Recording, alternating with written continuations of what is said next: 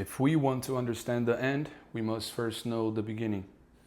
If you look at an atom, the atom is the beginning of everything, right? The atom is over there, beginning of everything. One funny thing about the atom that kind of confirms that is also the end of everything is that in the universe we have black holes that swallow planets, that swallow stars, and basically a good way to understand is that if you cut an atom in half, you're going to create something called antimatter, which is basically a mini black hole. It's something that they actually have been doing. It's not a secret anymore. But basically, think of an atom as the beginning and the end. The Bible says that God is the Alpha, the Omega, the beginning and the end. So you can kind of see things connecting over there. And I've never heard people really talk about this more, and I'm not sure why. Genesis, the first book of the Bible. Let's understand how things were made. If you want to create your own reality, if you want to change your life, get the things you want, pay attention to Genesis. Let's replicate what God did. So Genesis, first book of the Bible, God said, "Let there be light," in the book of Genesis.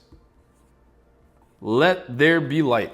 And this is very interesting because what is this? This is the intention of God. We're going to use the circle to represent intention, so it's easier for you guys to understand. God started with the intention.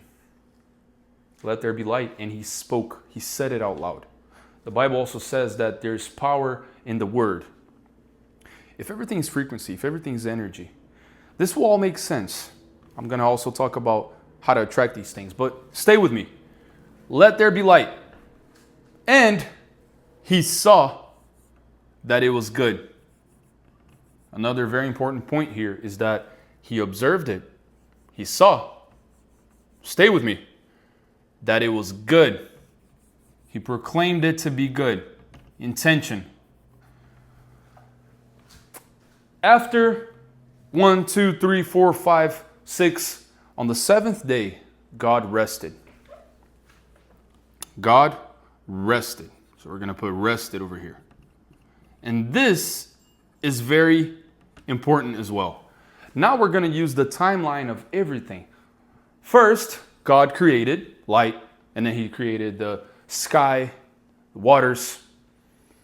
And after all of that, he saw that it was good, and he rested at the end. But the important thing to understand here is the timeline of all of this. Before all of this happened, there was nothing there. There was only stillness. Before God created everything, there was only stillness. There was nothing there. And this is so important. If you guys look at the philosophies of the Eastern world, which is now getting a lot into the Western world, is stillness is something that they practice on the daily. There's a famous MMA fighter called Lyoto Machida. He was a UFC champion back in the days.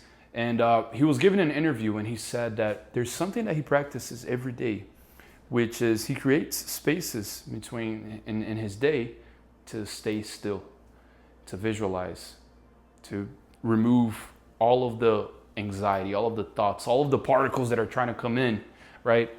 And so keep this in mind. Now I'm going to show you the secret. To understand why God always observed and saw that it was good, we must first understand the law of observation. A lot of people talk about the law of attraction, which is amazing as it is. But now, if you want to understand the law of attraction, you must first understand the law of observation. God created, he said, "Let there be light." And then he observed it. He saw it was good. There is an experiment called the double slit experiment, which basically they put particles, like they dropped, let's say, a little bit of water in one cup, a little bit of water in another cup. And here are the particles. Just so you guys understand what happened there with the law of observation is that this side over here, we're going to call this side 2 and side 1. This side remained solid, remained the way it is. didn't really move. But when they observed and focused on this one, the scientists saw that the particles started moving the moment there was focus in it. The moment they started observing it. We're going to put an eye over here. The moment they started observing. And what this does is, what it confirms is, whatever you observe, if you're observing with an intention to see, movement will start happening. Things will start moving. This is the basic of the basic. This is the quantum basic. Because if you're observing something, if you're focusing your attention on something, that something will start popping up more. For example, let's say, when you say, oh, let me go ahead and buy a new car, and then you start searching up Corvettes. Out of nowhere, you start seeing Corvettes everywhere. And that's not random. There is a law behind that. The law of observation. God observed everything he created. Things had life, movement. There was movement. So before you know and learn about the law of attraction, first learn about the law of observation, because that's the basic of everything. That's basically what happened there. Before there was the world, there was nothing. Stillness. And then God saw that it was good. He observed it. And then he rested. This is what you need to make things happen. And let me tell you how. You're going to be still. Sit in silence for a couple minutes. At least 5 to 30 minutes. A lot of people cannot sit still for a minute. You got TikTok brain. You need to be still. Stay in silence. Be still. And once you do that, you're going to clear your mind and you're going to be able to create new things in your mind because you have God in you. God is inside of us. The intention, that intention is basically God in us. So you're going to observe and you're going to see that it's good. How do you do that? How do you observe something and you see that it's good? You need to replicate the feeling of what it would be like once that is already achieved. There's a lot of verses in the Bible that talk about, having faith, receiving things before they even come into your life. Accept things as they already are. And so, let's say you want a Corvette.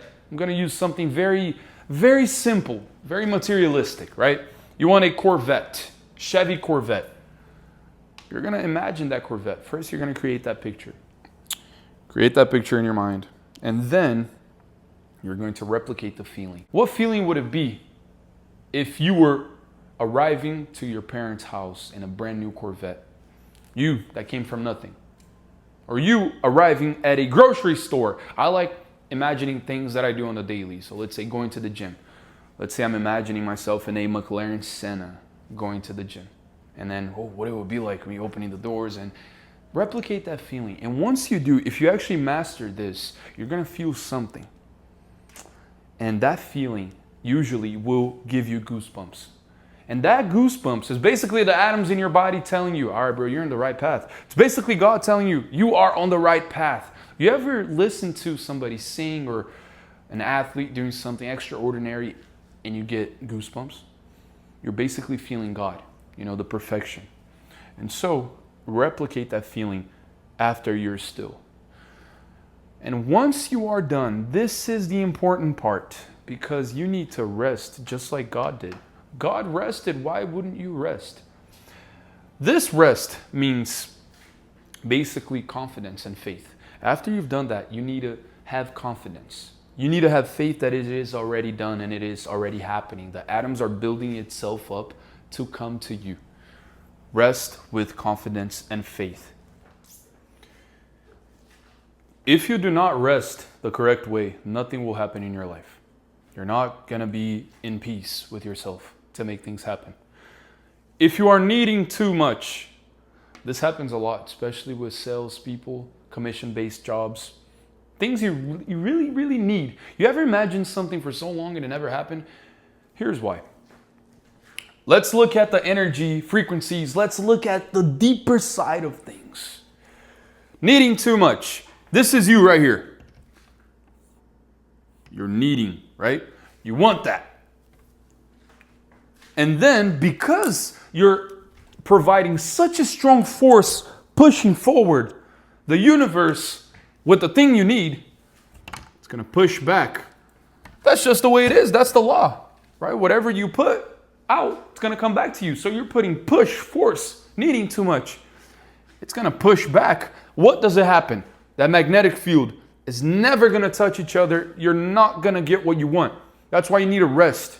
You need a rest and know that it is already done, that it is happening already. If you're needing too much, this will happen. You're going to create tension. And you're always going to be in that loop of needing, manifesting, needing, and never getting what you want. The other day, I was talking to a friend and I was telling him about the car I'm going to get, which is a McLaren. Literally a couple seconds after I told him about that car, a McLaren drove in front of me. Literally, just like the one I wanted. And then I was looking at a photo of an old friend that I had. And then I swear, I was leaving a restaurant and I saw that friend. And this was like 2 days ago. Now, the crazy thing about that is that I was completely at peace. I was rested and I wasn't even manifesting anything except for the car. But what happened there? When you rest, when you're not pushing things, this is what's going to happen with the magnetic field. My magnetic field was insane. I was attracting so much. That's why things were happening so fast. Meaning, I was creating that force from within. Remember the intention that I told you? My intention was here. I was creating that force. Because I did that, look at that. I'm not creating a push. I'm attracting. This is basically the basic philosophy of law of attraction. It was coming right to me because I rested. If God rested, why don't you rest as well? You need to know and have the confidence that things are happening already. I'll see you in the next one.